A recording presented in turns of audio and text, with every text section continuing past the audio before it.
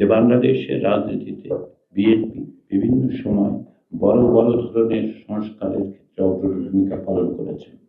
বাংলাদেশ জাতীয়তাবাদী দলের পক্ষ থেকে দেয়া ম্যানিফেস্টোতে যেটা বলা হয়েছে সেটা হচ্ছে যে তারা আসন অনুপাতে, এটা তারা জাতীয় ঐক্যমত্য কমিশনের আলোচনার সময় বলেছেন, এটা রাজনৈতিক দলের অবস্থান এবং ম্যানিফেস্টো তারা সেটি তাদের ম্যানিফেস্টোতে প্রকাশ করেছে। ফলে আমরা যেভাবে বিবেচনা করছি এটা তাদের দলগত অবস্থা। এখন জনরায় তারাও পেয়েছেন, একই সঙ্গে গণভোটেও যেটা বিধৃত হয়েছে সেটা ভিন্ন রকম।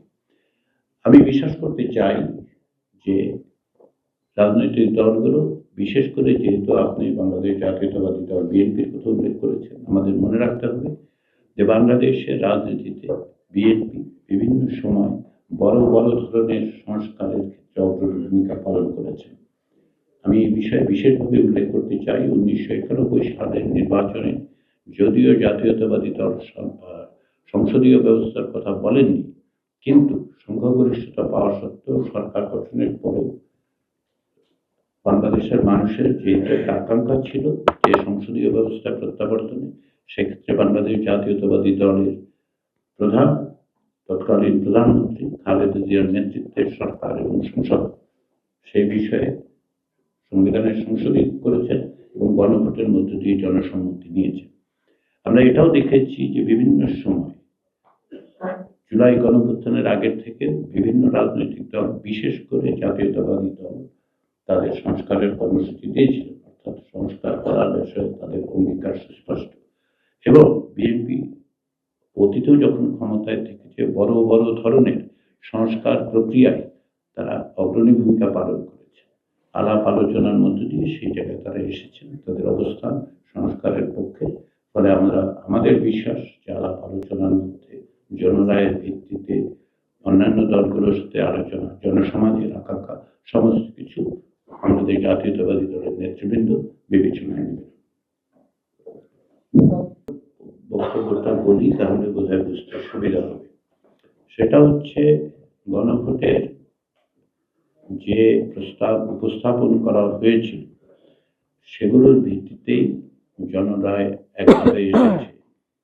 এবং আমি একটু আগেই যেভাবে বলেছি, বাংলাদেশ জাতীয়তাবাদী দল সবসময় অ্যাডাপ্টেবিলিটি দেখিয়েছে এবং তারা তাদের মতো করে যেমন অগ্রসর হয়েছে, তারা আসলে জনগণের আকাঙ্ক্ষার প্রতিফলন ঘটানোর জন্য অগ্রণী ভূমিকাই পালন করেছে বিভিন্ন সময়।